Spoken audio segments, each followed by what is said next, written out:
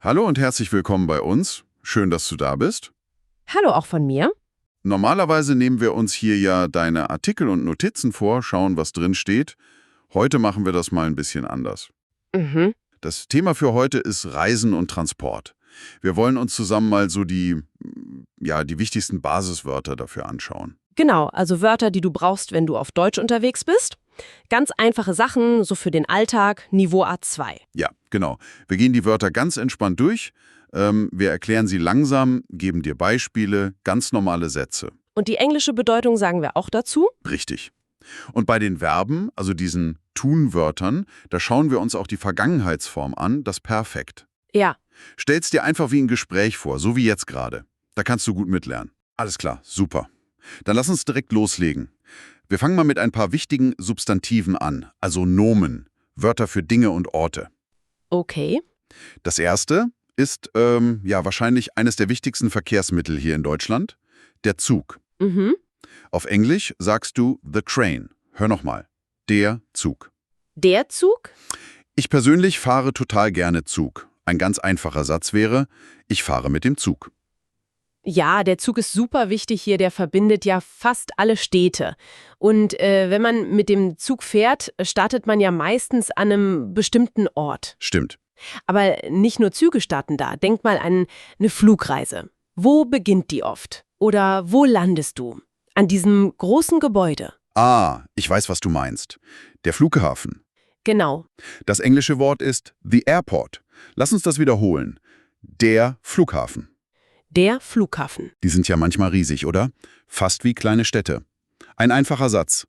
Der Flughafen ist groß. Absolut. Also der Zug fährt meist vom Bahnhof ab, das Flugzeug vom Flughafen, beides zentrale Orte fürs Reisen. Mhm. Aber egal ob Zug oder Flugzeug, was brauchst du denn unbedingt, damit du überhaupt mitfahren oder mitfliegen darfst? Dieses kleine Stück Papier. Oder digital halt. Stimmt, ohne geht gar nichts. Das Ticket. Richtig. Englisch, the ticket. Noch einmal langsam. Das Ticket. Das Ticket. Ein typischer Satz. Ich kaufe ein Ticket. Geht ja heute oft online, zum Glück. Ja, zum Glück. Ohne Ticket kommst du nicht weit. Das wird eigentlich immer kontrolliert. So, also Zug, Flughafen, Ticket. Wie kommt man denn oft innerhalb einer Stadt von A nach B? Also außer zu Fuß oder mit dem Fahrrad. Ah, dieses große Fahrzeug, das an Haltestellen hält? Klar, das ist der Bus. Auf Englisch, the bus. Wiederholen wir. Der Bus. Der Bus. Damit bin ich heute Morgen erst gefahren. Man könnte sagen, der Bus kommt. Oder ich nehme den Bus. Ja, sehr praktisch. Der Bus. Gehört auch zu den öffentlichen Verkehrsmitteln sowie der Zug. Okay, jetzt haben wir Fahrzeuge, den Fahrschein.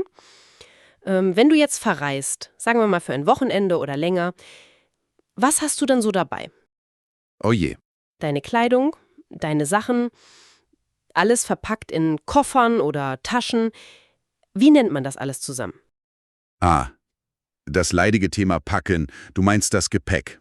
Genau, Englisch, the luggage. Wiederholen wir. Das Gepäck. das Gepäck. Ein typisches Gefühl auf Reisen. Mein Gepäck ist schwer. Oder man reist ganz leicht. Ich habe nur Handgepäck. Ja, das Gepäck. Ein wichtiges Wort, das benutzen wir oft. Das umfasst halt alles, was du mitnimmst. So, fassen wir die Nomen kurz zusammen. Gerne. Wir hatten Der Zug, mhm, der Flughafen, das Ticket der Bus. und das Gepäck. Super, das sind schon mal gute Bausteine. Finde ich auch. Dann lass uns zu den Aktionen übergehen, zu den Verben. Was tun wir denn, wenn wir reisen? Das grundlegendste Verb ist wahrscheinlich fahren. Ja, Auf Englisch ist das to drive oder to travel. Und wichtig für Gespräche über Vergangenes, das Perfekt ist gefahren. mhm, Achtung, mit ist, nicht hat. Also ist gefahren. ist gefahren. Ein einfaches Beispiel. Wir fahren nach Berlin. Stimmt, fahren benutzen wir ständig fürs Auto, den Bus, den Zug, die U-Bahn, sogar fürs Fahrrad eigentlich. Ja, Es beschreibt halt die Bewegung mit einem Fahrzeug. Und wenn die Fahrt länger dauert, vielleicht über mehrere Tage geht oder sogar ins Ausland, dann gibt's noch ein anderes Wort, das oft passt. Meinst du Reisen? Das klingt oft mehr nach Urlaub oder einer größeren Tour, finde ich. Genau, das meine ich. Auf Englisch to travel. Das Perfekt ist hier auch mit ist gereist. Wiederholen wir. Ist gereist. Ist gereist. Ein schöner Satz. Ich reise gern. Oder, wenn du von früher erzählst, letztes Jahr bin ich viel gereist. Ja, Reisen hat oft diese Konnotation von Urlaub oder einer längeren Unternehmung. Fahren kann ja auch die tägliche Fahrt zur Arbeit sein. Stimmt. Okay, stell dir vor, du stehst am Bahnsteig. Der Zug soll um 8 Uhr starten. Was macht der Zug um 8 Uhr? Er beginnt seine Fahrt. Er fährt ab. Das Verb ist abfahren. Genau. Im Englischen to depart. Das Perfekt dazu ist abgefahren. Wiederholen wir das. Ist abgefahren. Das ist ein trennbares Verb, das ist ein bisschen tricky. Dieses kleine ab wandert im normalen Satz oft ans Ende. Der Zug fährt um 8 Uhr ab. Richtig. Im Perfekt steht es aber wieder vorne zusammen. Der Zug ist pünktlich abgefahren. Das ist echt wichtig für Fahrpläne. Die Frage, wann fährt der Zug ab, hört man ständig. Gut, der Zug ist also da, bereit zur Abfahrt. Was musst du jetzt tun, um mitzukommen? Du musst ja rein in den Zug. Genau, du musst einsteigen. Ja. Das englische Wort ist to get in oder to board. Das Perfekt lautet ist eingestiegen. Wiederholen wir, ist eingestiegen. Ist eingestiegen. Auch das ist trennbar. Das ein kann im Satzende stehen. Manchmal hört man ja die Durchsage, bitte schnell einsteigen. Mhm. Und im Perfekt, ich bin gerade noch eingestiegen. Puh. Richtig, man steigt in den Zug ein, in den Bus ein, ins Flugzeug ein. Man geht hinein. So, die Reise hat begonnen. Also abfahren. Ja, du bist drin. Also einsteigen. Mhm. Du bist unterwegs, also fahren oder reisen.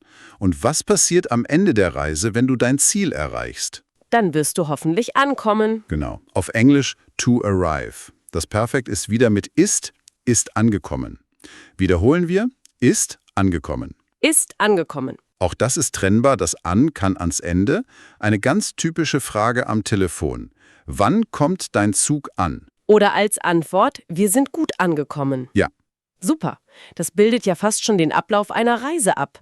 Etwas fährt ab, man muss einsteigen, dann fährt man oder reist und am Ende kommt man an. Stimmt. Das waren die Verben fahren, reisen, abfahren, einsteigen, ankommen.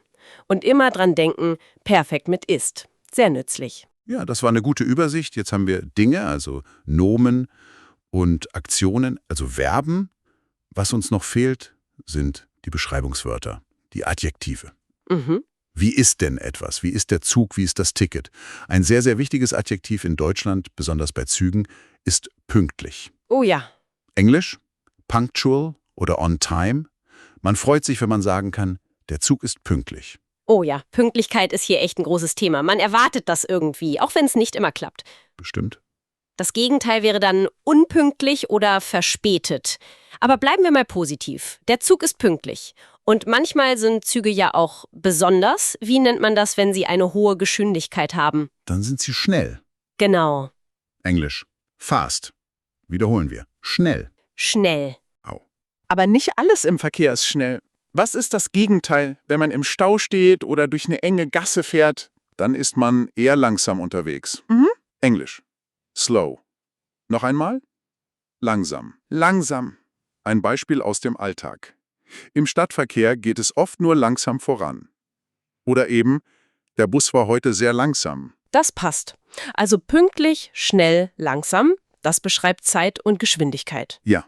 Jetzt vielleicht noch 2 Adjektive, die fast immer eine Rolle spielen, wenn man was kauft. Wie zum Beispiel ein Ticket. Es geht um den Preis. Ah, wichtig. Manchmal schaut man auf den Preis und denkt, puh, das ist aber ganz schön. Teuer. Richtig, teuer. Englisch, expensive. Wiederholen wir, teuer. Teuer.